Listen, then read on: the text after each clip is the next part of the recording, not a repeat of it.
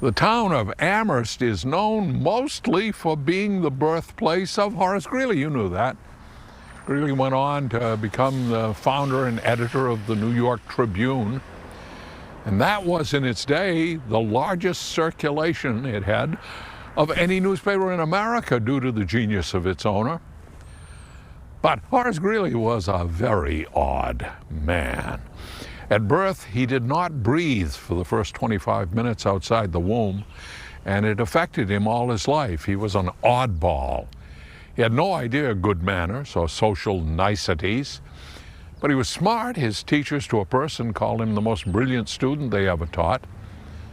Now, the story of his marriage is instructive. He learned of a young woman from Connecticut who was presently living in North Carolina. Mary Cheney was her name.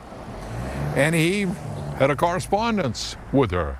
And by letter, he asked for her hand, and they agreed on a time, and he took a train south to meet her. For the first time he showed up, his hair was all straggly. He had a 2-day beard. He had a suit that was filthy, and he didn't smell so good either. Mary, who was quite pretty, was horrified. She said she would not marry him, but Horace Greeley said, "A deal's a deal."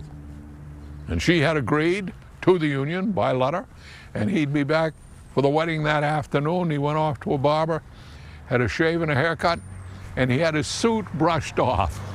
But you know, the mud was caked so badly on the cuffs of his suit, he cut the cuffs off with scissors, returned to the lady, and they were married that afternoon, although he appeared to be wearing clam diggers at the wedding.